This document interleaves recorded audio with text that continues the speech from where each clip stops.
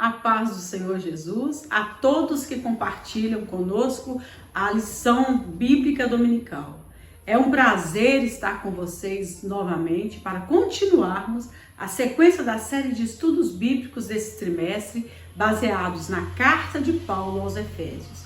Estamos na lição número 2 e hoje vamos falar sobre a sublimidade das bênçãos espirituais em Cristo. Você sabia que Paulo vai mencionar nessa lição 7 bênçãos que Deus fez por nós e que nós temos que assumir e tomar posição diante do mundo espiritual? A leitura bíblica em classe encontra-se em Efésios, capítulo 1, versículo 3 a 4 e depois o capítulo 9, versículo 14. Espero que todos tenham realizado a leitura bíblica da carta aos Efésios, onde toda a lição está baseada. O nosso textuário encontra-se em Efésios, capítulo 1 e versículo 3. Vou ler o textuário com vocês. Bendito o Deus e Pai de nosso Senhor Jesus Cristo, o qual nos abençoou com todas as bênçãos espirituais nos lugares celestiais em Cristo. Vamos ao ponto 1, a nova posição em Cristo. Se eu tenho uma nova posição, é porque eu tinha uma antiga. A posição em que eu estava foi mudada. Mudaram a minha posição. E quem muda a posição do homem? Vejam, no passado estávamos perdidos e condenados à morte eterna, mas por sua infinita graça, Deus nos outorgou em Cristo o privilégio da salvação. Maravilha, né? Deus planejou de antemão conceder bênçãos espirituais aos seus eleitos. Essas bênçãos revelam a grandeza, a excelência e a perfeição do projeto divino. O plano de salvação arquitetado por nosso Criador é algo gigantesco. Em 2 Coríntios, capítulo 5, versículo 9, vai nos dizer que em Cristo Ele estava reconciliando o mundo consigo mesmo. Essa é uma doutrina gloriosa que revela o imenso amor de Deus. Devemos nos alegrar por isso, pois em Cristo fomos eleitos para desfrutar desse maravilhoso plano de salvação. Vamos ao ponto 2. Doxologia. O que é doxologia? Doxologia é o mesmo que uma explosão de glória. Mas por que uma explosão de glória? É uma explosão racional. Quando nós temos ciência daquilo que estamos fazendo, Deus nos revela algo tão profundo que explodimos em uma manifestação de glória e louvor a Deus. Ou seja, nasce dentro de nós uma vontade de dizer a Ele aquilo que Ele é, de dizer aquilo que Ele está fazendo em nossas vidas. O impacto é tão grande por tudo que Ele está proporcionando que começamos a falar, agradecer, testificar, bendizer o nome de Jesus e reconhecer quem Ele é, a sua majestade, a sua onipotência, a sua onisciência, a sua eternidade, o seu amor, a sua benignidade, o seu amor, enfim, as características do Todo-Poderoso começam a manifestar. Isso é a doxologia. E quando explode, temos a necessidade de falar aquilo que Ele é. Entenderam que isso é uma doxologia? É o que Paulo faz aqui na carta aos Efésios. É exatamente isso. Efésios, capítulo 1, versículo 1 e 2. O apóstolo Paulo apresenta uma sequência de texto que se caracteriza pela verdadeira adoração e bondade ativa de Deus. Veja o versículo 1, 3 a 14. Ele começa pela frase: Bendito Deus e Pai de nosso Senhor Jesus Cristo. Onde bendito significa digno de louvor. O apóstolo dá sequência até o versículo 14, por meio de um maravilhoso tributo ao Eterno e suas muitas bênçãos concedidas aos homens. Nesse trecho bíblico, trata-se de um hino teológico de gratidão, caracterizado pela repetição do seguinte refrão: para louvor e glória da sua graça, para louvor da sua glória. Aquele ao qual devemos adorar está identificado na expressão Deus e Pai de Jesus Cristo. uma clara referência à Santíssima Trindade, com ênfase na natureza divina de Jesus, seu Filho. Glória a Deus. Podemos encontrar outra doxologia em Romanos capítulo 11, versículo 33 ao 36, onde Paulo explode em glória. Veja o que ele diz. Ó profundidade das riquezas, tanto da sabedoria como da ciência de Deus. Quão insondáveis são os seus juízos e quão inescrutáveis os seus caminhos. Porque quem compreendeu a mente do Senhor? Ou quem foi seu conselheiro? Ou quem lhe deu primeiro a ele para que lhe seja recompensado? Porque dele, por ele, para ele são todas as coisas. Glória, pois, a ele eternamente. Amém. Ou seja, isso transformou em louvor. Paulo fica impactado com a transformação que ele expressa através de palavra, a grandiosidade de Deus. Aleluia. Você precisa entender que a doxologia vem através de um conhecimento. Aquilo que você não conhecia, Deus então apresenta para você. E esse conhecimento explode em você em glória. Esse conhecimento não é adquirido apenas em livros, mas através de uma experiência profunda com Deus. É por isso que precisamos alimentar a nossa intimidade com Deus, porque Ele vai nos revelando propósitos específicos para as nossas vidas. E quando eu vou entendendo isso, eu vou manifestando a minha gratidão a Ele. Maravilha! Uma outra coisa que é preciso entender é que todo conhecimento gera gratidão. Por isso que nas doxologias de Paulo tem a ideia de gratidão, ou seja, o reconhecimento que o outro é superior a mim. E se não fosse a interferência do Todo-Poderoso, eu não existiria. Meus olhos não teriam sido abertos, os meus ouvidos não entenderiam a beneficência do conhecimento. Ou seja, eu estaria como na escuridão, sem conhecer os propósitos de Deus para a minha vida. Por isso o conhecimento gera gratidão. O ponto 2 vai falar sobre as bênçãos espirituais. Aqui nós temos as 7 bênçãos mencionadas por Paulo. A primeira bênção, elegeu. O que é eleger ou eleição? Eleger ou eleição é escolher alguém. Você precisa entender que você é um eleito de Deus. Deus lhe escolheu. Ele nomeou, Ele quis escolher você. Ele quis me escolher. Por quais razões precisamos entender uma coisa? Ele nos escolheu sem termos nenhum mérito. Nós não produzimos nada em que Ele olhasse e realizasse a escolha por mérito, não. Paulo me assegura que todos nós estávamos em pecados e delitos. Paulo foi nos dizer que o pecado nos separou de Deus. Mas éramos inimigos de Deus, mas Ele nos elegeu e nos escolheu pela graça.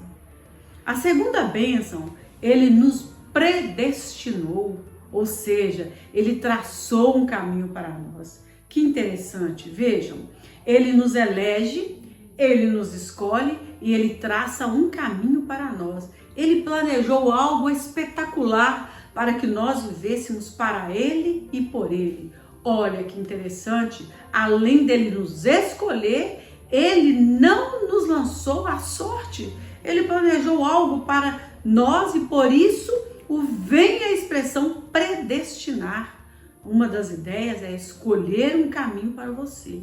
Nós precisamos lutar para chegar ao lugar para onde Deus nos elegeu, para onde Deus nos escolheu e nos predestinou. Maravilha! A terceira bênção, Ele nos tornou agradável em si. Vamos observar essa bênção. Nós não éramos agradáveis a Deus.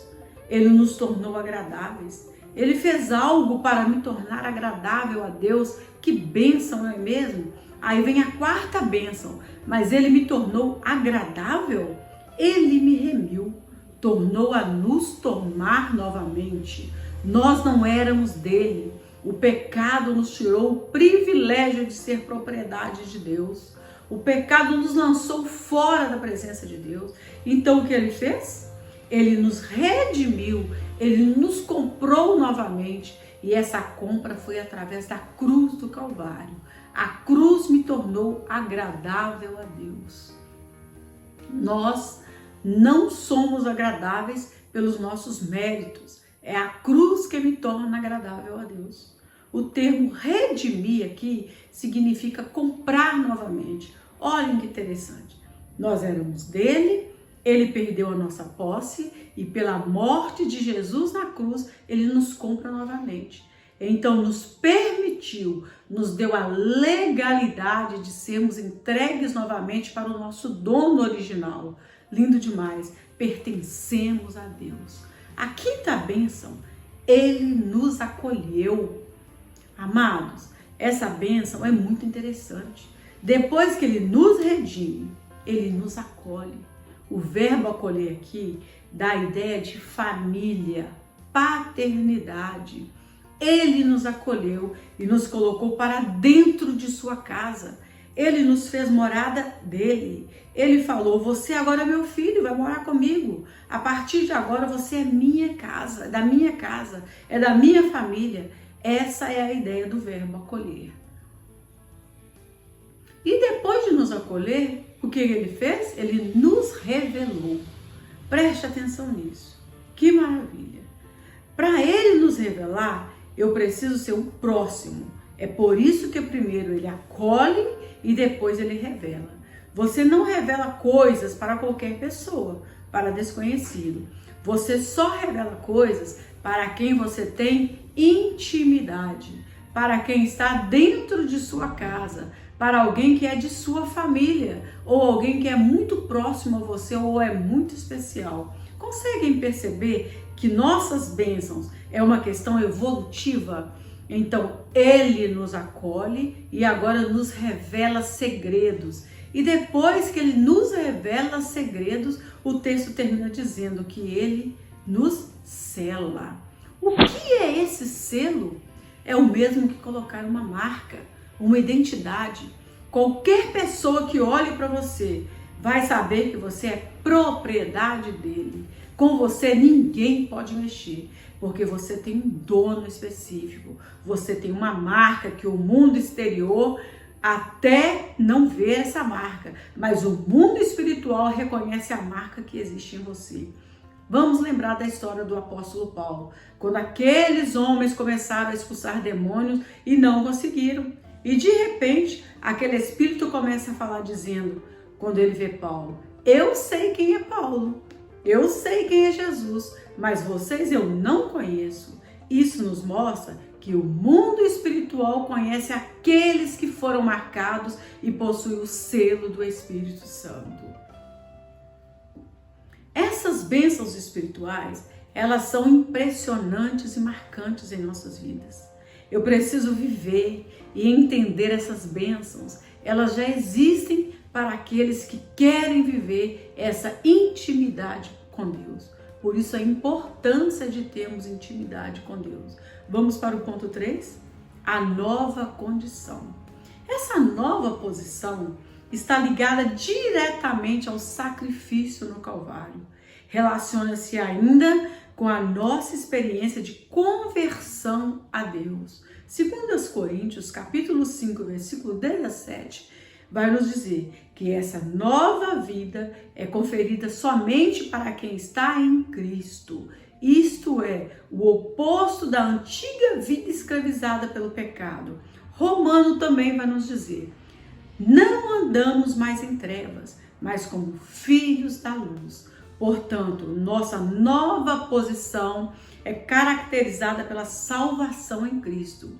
E por isso, desfrutamos de todos os benefícios dessa redenção. Vamos para o tópico 2. Uma vida cristocêntrica nesse mundo. Ponto 1. A revelação do mistério. Paulo nos revela aqui o mistério que estava oculto, mas que agora nos foi revelado. A revelação de Deus para nós, ela é um progresso, ela é progressista. Deus vai nos revelando de maneira progressiva, aos poucos, e nunca tudo de uma só vez. Sabe por quê? Porque o propósito de Deus é fazer a nossa história. Sua vontade foi executada conforme o seu desígnio por intermédio de Cristo, para que o Filho em tudo tivesse a prioridade. Está lá em Colossenses capítulo 1, versículo 16 ao 20. O ponto 2 vai nos dizer sobre a plenitude dos tempos. No capítulo 1 e versículo 10 da carta de Paulo aos Efésios, ele usa a expressão tornar a congregar em Cristo, ou seja, todas as coisas no céu ou dentro da terra iria congregar em Cristo. A expressão congregar é o mesmo que converger para Cristo. Cristo, o centro de todas as coisas, e atraindo tudo para Ele, porque todas as coisas foram feitas para Ele e por Ele, e sem Ele, nada do que foi feito se fez. Então todas as coisas estão ao redor de Cristo, todas as coisas foram feitas para Ele e por Ele.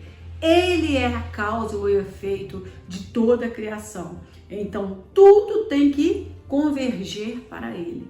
Isso significa que todas as coisas no céu e na terra vão ter que reconhecer um dia, de forma proposital ou não, que Ele é o Senhor de todas as coisas.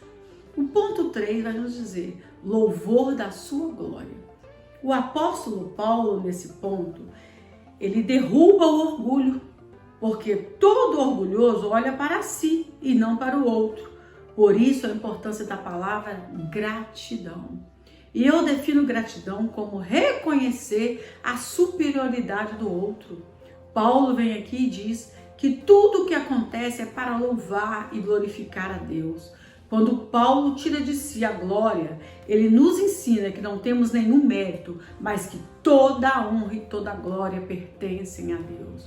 Tudo que somos, fazemos ou possuímos vem de Deus, pois começa na sua vontade e culmina na sua glória. Está lá em Atos capítulo 17 e versículo 28. O tópico 3, o Espírito Santo, penhor da nossa herança. O ponto 1 vai nos dizer selo do Espírito Santo. O que é o selo do Espírito Santo? Aquele que ouve a palavra de Deus, o evangelho da salvação, e que por meio da fé se rende a Cristo, recebe o selo do Espírito Santo no momento da conversão. Só conferimos em Tito, capítulo 3, versículos 5 a 7. Nos tempos bíblicos, o selo era usado como sinal de propriedade e posse pessoal. Todos os contratos eram selados com o selo real do rei. Aqui, Deus identifica os que pertencem a Cristo. Ao conceder o selo do Espírito Santo como sendo filhos de Deus, está registrado: o maligno não lhes toca. Está lá em 1 João, capítulo 5, versículo 18. Assim, a terceira pessoa da Santíssima Trindade tem um papel fundamental de regenerar, purificar e santificar o pecador. O Evangelho de João, capítulo 16, versículos 7 a 8, assim nos diz: quem convence o ser humano do pecado, da justiça e do juízo é o Espírito Santo. O ponto 2, o penhor da nossa herança. O que é penhor? O penhor é a garantia de um bom negócio. Quando vamos comprar alguma coisa e alguém precisa entregar para nós algum bem, entregamos então um valor em espécie como garantia daquele bem, não é mesmo?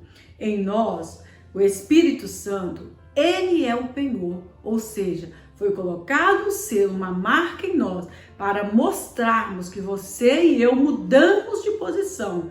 Agora estamos em um novo patamar. Isso significa que aquele que tem o selo do Espírito Santo tem a salvação garantida. Isso não quer dizer que uma vez salvo, salvo para sempre. A salvação vai depender da sua conduta, mas que a redenção está validada aos eleitos em Cristo que permanecerem fiéis. Está escrito lá em Mateus, capítulo 24, versículo 13. Agora vamos terminar a nossa lição.